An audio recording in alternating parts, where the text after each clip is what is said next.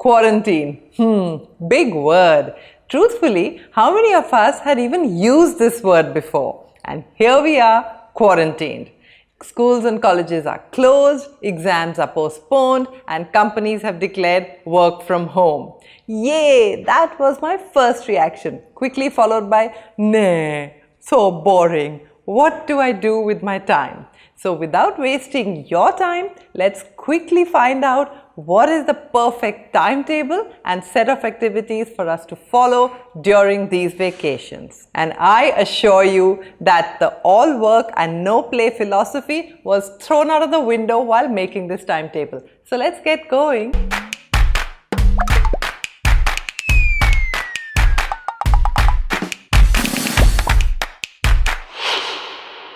Hey, this is Chetna and you're watching ChetChat. And in this video, I'm going to give you two things. First, a set of 10 useful, interesting and different unique activities that you can follow during this period. And second, we'll actually make a chart of that timetable that you can put up on your wall and follow to make the best use of your time. So let's begin first with those 10 set of activities.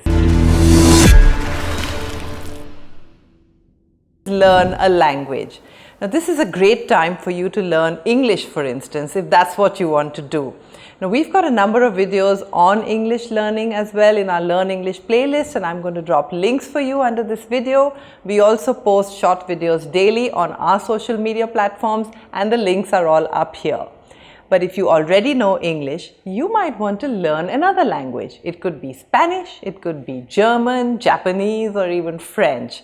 And look out for some of the free apps that can help you learn this.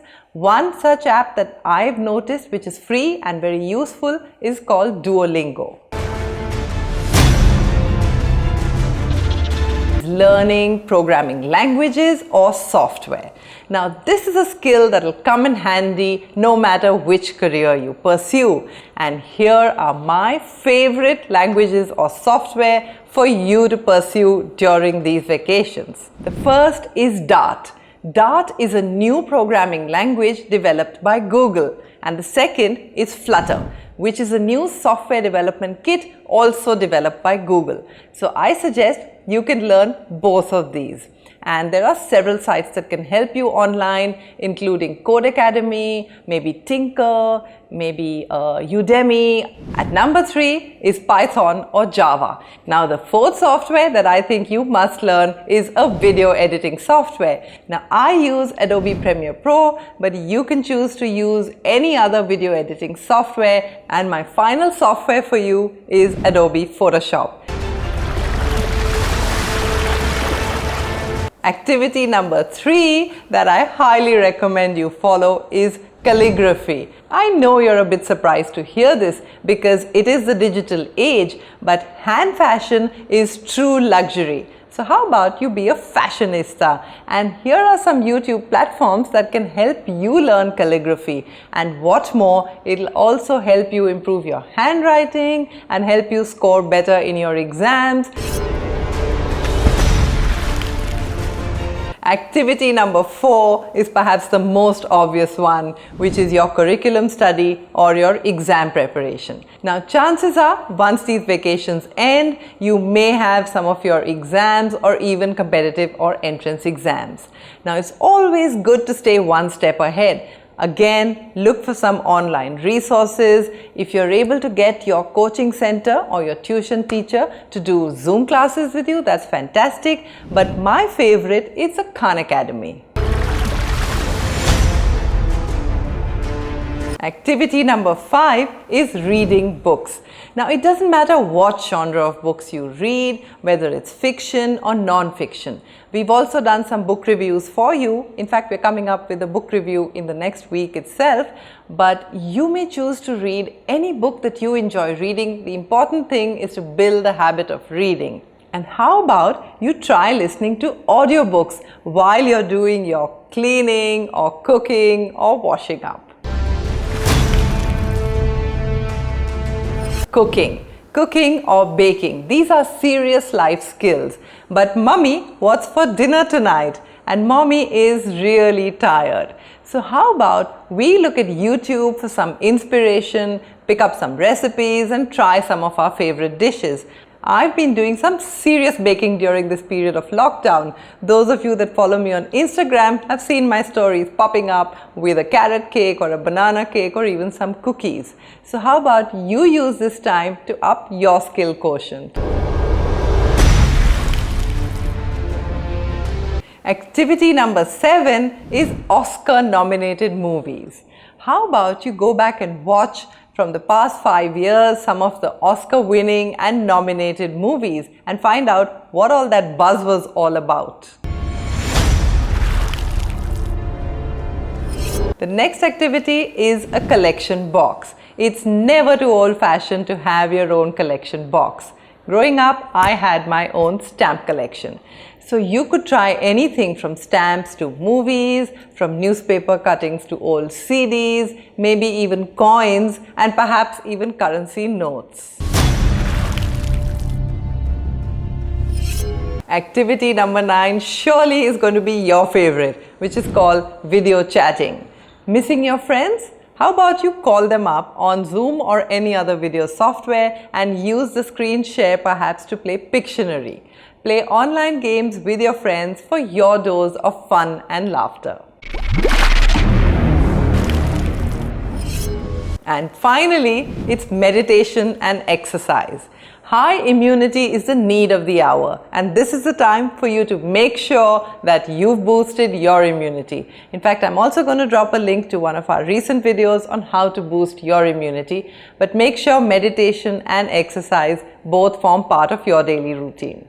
Now, before we get to that timetable, tell me which of these 10 activities was your favorite. And if you're indulging in any other activity that you love and you want to share with everyone, put that down as well as a comment under this video. And now for the timetable. So we've divided your day into 4 quarters of 6 hours each. And that has been done keeping in mind the fact that there are different natural light conditions during these 4 quarters, maybe even different temperatures and also the ambient sounds on account of people around us that are awake. Let's take a look at the first quarter, 12 midnight to 6 a.m. This is the most peaceful time of the day and this is the best time to be sleeping. Perhaps find yourself waking up towards the end of this quarter, maybe around 5:30 a.m.